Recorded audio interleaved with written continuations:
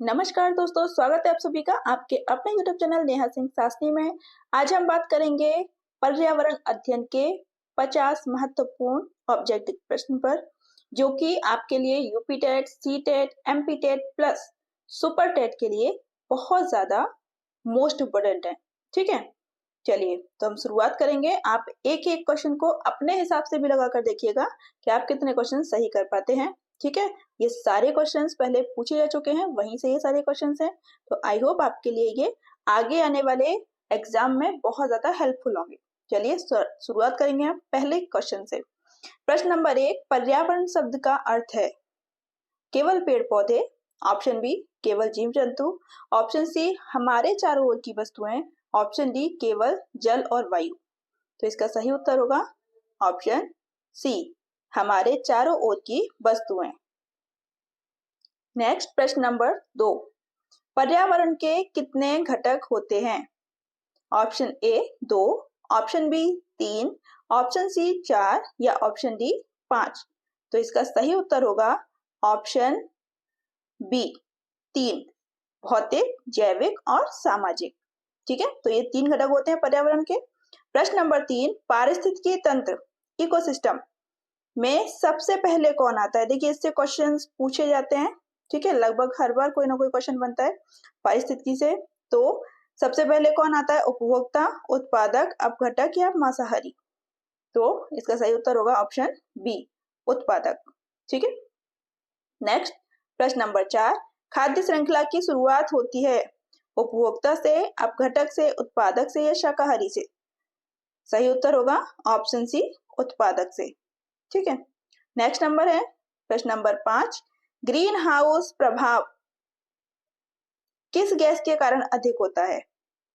Nitrogen से, oxygen से, carbon dioxide से या फिर हाइड्रोजन से? तो इसका जो सही उत्तर होगा वो होगा ऑप्शन सी, कार्बन डाइऑक्साइड से। प्रश्न नंबर 6, तो अब जो होंगे क्वेश्चन वो प्रदूषण से संबंधित होंगे। ठीक है, ये टॉपिक अलग अलग डाले हुए हैं ताकि जिस टाइप के क्वेश्चंस हो आप उस हिसाब से उन क्वेश्चंस को याद कर पाए। ठीक है, चलिए तो प्रदूषण से संबंधित क्वेश्चन हम देखेंगे। प्रश्न नंबर 6, ध्वनि प्रदूषण हानिकारक होता है कितने से अधिक? 40 डेसिबल से अधिक, 60 डेसिबल से अधिक, 80 या 100 डेसिबल से अधिक? तो इसका सही उत्तर होगा ऑप्शन सी, 80 डेसिबल से अधिक ध्वनि प्रदूषण आपके लिए हानिकारक होता है। नेक्स्ट नंबर है प्रश्न नंबर 7, जल प्रदूषण का सबसे बड़ा स्रोत है वनों की कटाई, औद्योगिक अपशिष्ट, कीटनाशक या प्लास्टिक? तो किससे सबसे ज्यादा जल प्रदूषित होता है? सही आंसर होगा ऑप्शन बी, औद्योगिक अपशिष्ट, यानी उद्योगों के बाद में जो अपशिष्ट निकलता है, उनका कचरा जो डाला जाता है ना पानी में, उससे सबसे ज्यादा जल प्रदूषित होता है क्योंकि उसमें केमिकल्स भी ऐड होते हैं। नेक्स्ट है प्रश्न नंबर 8, वायु प्रदूषण को मापने की इकाई है किलोग्राम, पीपीएम, एक्यूआई या फिर डेसिबल? सही उत्तर क्या होगा? Option C, AQI. नेक्स्ट प्रश्न नंबर 9, मृदा प्रदूषण का मुख्य कारण है वर्षा, ऑप्शन बी रासायनिक उर्वरक व कीटनाशक, ऑप्शन सी वनों की कटाई या ऑप्शन डी जल प्रदूषण? तो इसका जो सही उत्तर होगा वो होगा ऑप्शन बी, रासायनिक उर्वरक व कीटनाशक। प्रश्न नंबर 10, स्मॉग किससे बनता है? धुआं और धूल से, धुआं और कोहरा से, धुआं प्लस गैस से या फिर धूल और आर्द्रता से? स्मॉग किससे बनता है? सही उत्तर होगा ऑप्शन बी, धुआं और कोहरा से। ठीक है, ये ध्यान रखिएगा आप, धुआं और कोहरा से बनता है स्मॉग। ठीक, चलिए नेक्स्ट है प्रश्न नंबर 11, तो अब जो क्वेश्चन होंगे आगे वो होंगे जैव विविधता से। ठीक है, बायोडाइवर्सिटी। चलिए तो क्वेश्चन नंबर 11 है, भारत का पहला राष्ट्रीय उद्यान कौन सा है? राष्ट्रीय उद्यान से क्वेश्चंस बनते हैं। ठीक है, तो ध्यान से पढ़िएगा आप सभी। ऑप्शन ए गिर राष्ट्रीय उद्यान, ऑप्शन बी जिम कॉर्बेट राष्ट्रीय उद्यान, ऑप्शन सी काजीरंगा राष्ट्रीय उद्यान या फिर ऑप्शन डी कान्हा राष्ट्रीय उद्यान। तो इसका सही उत्तर होगा ऑप्शन बी, जिम कॉर्बेट राष्ट्रीय उद्यान। ठीक है, तो ध्यान रखिएगा ये भारत का पहला राष्ट्रीय उद्यान है। और कहाँ पर है ये? तो ये उत्तराखंड में स्थित है। ठीक है, कहाँ स्थित है? उत्तराखंड में स्थित है, जो कि बाघों के लिए प्रसिद्ध है। और ये भारत का पहला राष्ट्रीय उद्यान है। इसकी स्थापना 1936 में हुई थी। ठीक है, तो याद रखिएगा कि जिम कॉर्बेट राष्ट्रीय उद्यान की स्थापना जो हुई थी वो कब हुई थी? 1936 में। इसका पहला नाम भी था, वो था हेली नेशनल पार्क। तो ऐसे भी क्वेश्चन बन जाता है कि हेली नेशनल पार्क किस राष्ट्रीय उद्यान का पहला नाम था, या फिर जिम कॉर्बेट राष्ट्रीय उद्यान का पहला नाम क्या था। ठीक है, दोनों तरीके से बन सकता है, तो याद रखेंगे हेली नेशनल पार्क। चलिए नेक्स्ट देखेंगे हम। भारत में वन्य जीव संरक्षण अधिनियम कब लागू हुआ था? Option A 1952, option B 1972, option C 1986 या फिर ऑप्शन डी 1992। तो इसका सही उत्तर होगा ऑप्शन बी 1972। नेक्स्ट है प्रश्न नंबर 13। चिपको आंदोलन संबंधित है ऑप्शन ए जल प्रदूषण जल संरक्षण से, ऑप्शन बी वृक्ष संरक्षण से, ऑप्शन सी प्रदूषण नियंत्रण से या फिर ऑप्शन डी पशु संरक्षण से। तो चिपको आंदोलन किसके लिए चलाया गया था? सही उत्तर क्या होगा इसका? ऑप्शन बी वृक्ष संरक्षण। पेड़ों को बचाने के लिए चिपको आंदोलन चलाया था सुंदरलाल बहुगुणा ने। ठीक है, चलिए नेक्स्ट देखेंगे प्रश्न नंबर 14। नर्मदा बचाओ आंदोलन संबंधित है खेती से, सरदार सरोवर बांध से, जंगल से या प्रदूषण से। तो नर्मदा बचाओ आंदोलन किससे संबंधित है? सही उत्तर होगा ऑप्शन बी सरदार सरोवर बांध। ठीक है, तो ऑप्शन याद रखिएगा आप इसका। सही उत्तर सरदार सरोवर बांध को बचाने के लिए नर्मदा बचाओ आंदोलन, ठीक है, संबंधित है। चलिए नेक्स्ट है काजीरंगा राष्ट्रीय उद्यान किसके लिए प्रसिद्ध है? तो काजीरंगा ऑप्शन ए शेर, ऑप्शन बी हाथी, ऑप्शन सी एक सींग वाला गैंडा या फिर ऑप्शन डी बाघ। किसके लिए प्रसिद्ध है काजीरंगा? सही उत्तर क्या होगा? एक सींग वाला गैंडा। और ये कहाँ स्थित है काजीरंगा राष्ट्रीय उद्यान? ये है असम में। ठीक है, तो ध्यान रखिएगा कि ये ब्रह्मपुत्र नदी के पास ही असम में स्थित है। ठीक है, और इससे जाना जाता है एक सींग वाले गैंडे के लिए। नेक्स्ट नंबर है प्रश्न नंबर 16। प्रोजेक्ट टाइगर कब शुरू हुआ था? 1965 में, ऑप्शन बी 1973 में, ऑप्शन सी 1986 में या ऑप्शन डी 1992 में। तो सही उत्तर होगा ऑप्शन बी 1973 में। ठीक है, प्रोजेक्ट टाइगर वन्य जीव संरक्षण दोनों बहुत ज्यादा कंफ्यूज करते हैं, ध्यान रखिएगा। ठीक है, वन्य जीव संरक्षण की शुरुआत कब हुई थी, प्रोजेक्ट टाइगर की शुरुआत कब हुई थी? तो दोनों में बहुत कम ही अंतर है। ठीक है, 1972 1973 का। तो याद रखिएगा कि प्रोजेक्ट टाइगर 1973 में था। ठीक है, चलिए नेक्स्ट देखेंगे। भारत में सबसे अधिक वन क्षेत्र किस राज्य में है? Option A Uttarakhand, option B Assam, option C Madhya Pradesh या ऑप्शन डी झारखंड। तो सबसे ज्यादा वन कहाँ पाए जाते हैं भारत के अंदर? सही उत्तर क्या होगा? ऑप्शन सी मध्य प्रदेश में। नेक्स्ट नंबर है प्रश्न नंबर 18। जैव विविधता हॉटस्पॉट भारत में कितने हैं? बायोडायवर्सिटी हॉटस्पॉट कितने हैं भारत में? Option A 2, option B 3, option C 4 या ऑप्शन डी 5। सही उत्तर होगा ऑप्शन सी 4। तो ये कौन कौन से हैं? ये हैं हिमालय, ठीक है, पश्चिमी घाट, इंडो बर्मा क्षेत्र और सुडालैंड। ये 4 हैं जैव विविधता हॉटस्पॉट भारत में। ठीक है, चलिए नेक्स्ट देखेंगे प्रश्न नंबर 19। रेड डाटा बुक संबंधित है। रेड डाटा बुक का संबंध किससे है? प्राकृतिक संसाधनों से, संकटग्रस्त प्रजातियों से, प्रदूषण से या फिर खेती से। तो इसका सही उत्तर होगा ऑप्शन बी संकटग्रस्त प्रजातियों से। ठीक है, प्रश्न नंबर 20। सुंदरबन किसके लिए प्रसिद्ध है? सुंदरबन पश्चिम बंगाल में। हाथी के लिए, बाघ के लिए, शेर के लिए या फिर भेड़िए के लिए। तो इसका सही उत्तर क्या होगा? ऑप्शन बी बाघ के लिए। प्रश्न नंबर 21। चलिए अब कुछ दिवस देखेंगे हम। तो दिवस एक नहीं, आपको बहुत सारे याद करने हैं। ठीक है, इस पे मैं ऑलरेडी एक वीडियो बना चुकी हूँ। सारे महत्वपूर्ण दिवस एक ही वीडियो में कंप्लीट किए हुए हैं। ठीक है, शॉर्ट में, तो आप उसे देख लीजिएगा, क्योंकि दिवस से है ना एक या दो क्वेश्चंस बनते ही बनते हैं हर एक पेपर में। ठीक है, चलिए प्रश्न नंबर 21 है, विश्व पर्यावरण दिवस कब मनाया जाता है? 22 अप्रैल, ऑप्शन बी 5 जून, ऑप्शन सी 16 सितंबर या ऑप्शन डी 10 अक्टूबर। तो सही उत्तर क्या होगा? ऑप्शन बी 5 जून। प्रश्न नंबर 22, पृथ्वी दिवस कब मनाया जाता है? पृथ्वी दिवस और जल दिवस है ना, दोनों में थोड़ा सा कंफ्यूजन होने के चांसेस रहते हैं क्योंकि डेट सेम है। तो पृथ्वी दिवस कब मनाया जाता है? ऑप्शन ए 22 अप्रैल, ऑप्शन बी 5 जून, ऑप्शन सी 16 सितंबर या ऑप्शन डी 10 नवंबर। सही उत्तर होगा ऑप्शन ए 22 अप्रैल। प्रश्न नंबर 23, ओजोन दिवस कब मनाया जाता है? 22 अप्रैल, 5 जून, 16 सितंबर या 10 नवंबर। सही उत्तर होगा ऑप्शन सी 16 सितंबर। नेक्स्ट है प्रश्न नंबर 24, यूएनईपी का मुख्यालय कहाँ है? यूएनईपी क्या है? तो यूएनईपी का फुल फॉर्म जो होता है वो होता है यूनाइटेड नेशन एनवायरनमेंट प्रोग्राम, संयुक्त राष्ट्र पर्यावरण कार्यक्रम।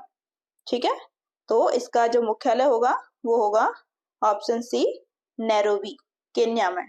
ठीक है, 1972 में इसकी स्थापना हुई थी, ये आप याद रखिएगा। ठीक है, चलिए नेक्स्ट देखेंगे प्रश्न नंबर 25, आईपीसीसी का संबंध किससे है? प्रदूषण से, जलवायु परिवर्तन से, ओजोन परत से या फिर वन संरक्षण से? तो किससे संबंधित है इसका? सही उत्तर क्या होगा? ऑप्शन बी जलवायु परिवर्तन से। तो आईपीसीसी क्या है? आईपीसीसी का फुल फॉर्म है inter governmental panel on climate change, मतलब जलवायु परिवर्तन पर अंतर सरकारी पैनल है ये।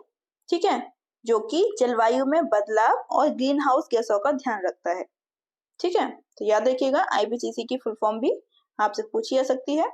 चलिए नेक्स्ट देखेंगे प्रश्न नंबर 26, मॉन्ट्रियल प्रोटोकॉल संबंधित है?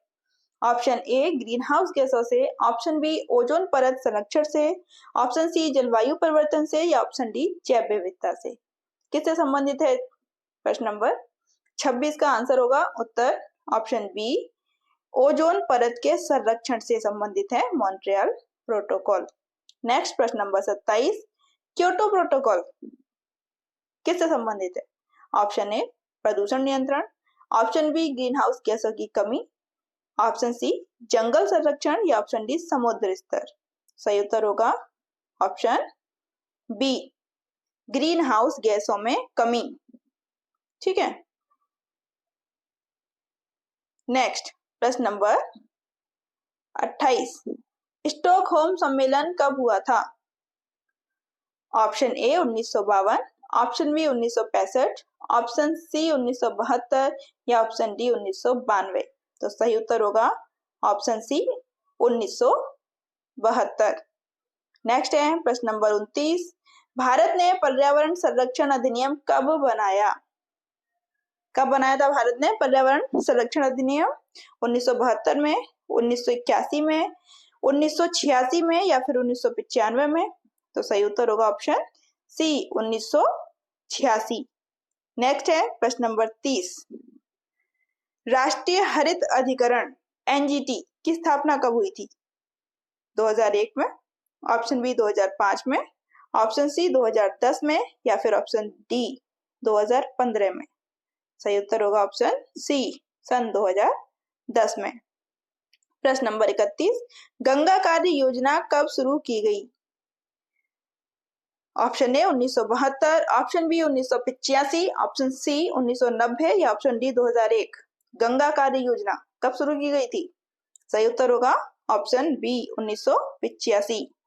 नेक्स्ट है प्रश्न नंबर 32, नर्मदा नदी पर कौन सा बांध बना है? गैस कीजिए, कौन सा बांध बना है नर्मदा नदी पर? Option A Hirakud, option B Bhakra Nangal, option सी सरदार सरोवर बांध या फिर ऑप्शन डी टिहरी बांध।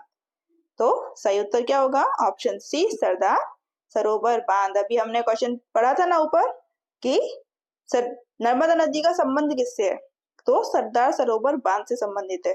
ठीक है, ये आप याद रखेंगे। नेक्स्ट है प्रश्न नंबर 33, भारत का सबसे बड़ा जैव मंडल आरक्षित क्षेत्र कौन सा है? Option A Nanda Devi, option B Sundarbans delta, option C Andaman Nicobar द्वीप समूह या ऑप्शन डी मानस। सही उत्तर होगा ऑप्शन सी, अंडमान निकोबार द्वीप समूह जैव मंडल आरक्षित क्षेत्र। प्रश्न नंबर 34, भारत का पहला बायोस्फीयर रिजर्व कौन सा है? नीलगिरी, नंदा देवी, सुंदरबन या फिर मानस। तो सही उत्तर क्या होगा? Option A, Nilgiri. नेक्स्ट है प्रश्न नंबर 35, साइलेंट वैली राष्ट्रीय उद्यान कहां पर है?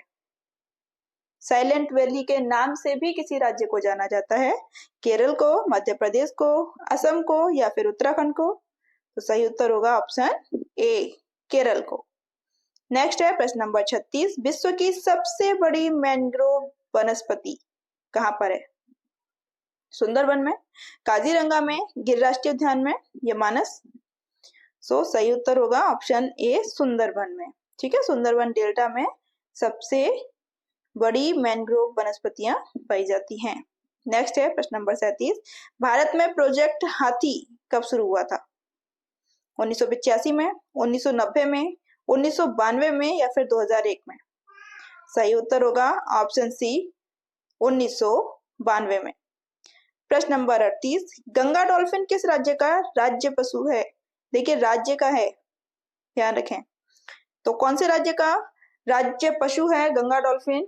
Option A Uttar Pradesh, option B Bihar, option C Paschim Bengal या ऑप्शन डी असम। सही उत्तर होगा ऑप्शन बी, बिहार। नेक्स्ट है प्रश्न नंबर 39, भारत में सर्वाधिक जैव विविधता किस क्षेत्र में पाई जाती है? पश्चिमी घाट में, अंडमान निकोबार और पूर्वोत्तर भारत में, राजस्थान में या पंजाब में। अभी हमने बताए थे आपको 4 जैव विविधता वाले क्षेत्र हैं भारत के अंदर। ठीक है, तो इनमें से कौन सा है? सही उत्तर होगा ऑप्शन बी, अंडमान निकोबार और पूर्वोत्तर भारत जैव विविधता का सर्वाधिक एरिया है ये। प्रश्न नंबर 40, भारत का पहला पर्यावरण पुरस्कार इंदिरा गांधी पर्यावरण पुरस्कार कब शुरू हुआ था? तो कब शुरू किया गया था ये? 1972 में, 1985 में, 1992 में या 2000 में। सही उत्तर होगा ऑप्शन बी, 1985 में। नेक्स्ट है प्रश्न नंबर 41, प्रोजेक्ट क्रोकोडाइल किससे संबंधित है? कछुआ, मगरमच्छ, गैंडा या हाथी। सही उत्तर होगा ऑप्शन बी, मगरमच्छ। प्रश्न नंबर 42, नर्मदा बचाओ आंदोलन के नेता कौन थे? कौन थे नर्मदा बचाओ आंदोलन में? सुंदरलाल बहुगुणा, मेधा पाटकर, वंदना शिवा या फिर बाबा आमटे। सही उत्तर होगा ऑप्शन बी, मेधा पाटकर।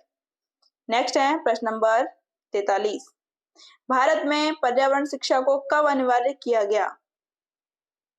कब से शुरुआत हुई भारत में पर्यावरण शिक्षा की? Option A 1981, option B 1986, option C 1991 या फिर ऑप्शन डी 2003। सही उत्तर होगा ऑप्शन डी, 2003। ठीक है, नेक्स्ट प्रश्न नंबर 44, गंगा सफाई योजना का आधिकारिक नाम है? क्या नाम है गंगा सफाई योजना का? Ganga mission, Ganga action plan, Ganga सुरक्षा योजना या नमामि गंगे। सही उत्तर होगा option B, Ganga action plan. ठीक है, गंगा सफाई योजना का। नेक्स्ट है प्रश्न नंबर 45, विश्व वन्य जीव दिवस कब मनाया जाता है? ऑप्शन ए 3 मार्च, ऑप्शन बी 5 जून, ऑप्शन सी 16 सितंबर या ऑप्शन डी 10 नवंबर। सही उत्तर होगा ऑप्शन ए 3 मार्च। 3 मार्च को विश्व वन्य जीव दिवस मनाया जाता है। नेक्स्ट है प्रश्न नंबर 46, भारत का राष्ट्रीय पक्षी कौन सा है? तो राष्ट्रीय पक्षी मोर, ऑप्शन सी इसका सही उत्तर हो जाएगा।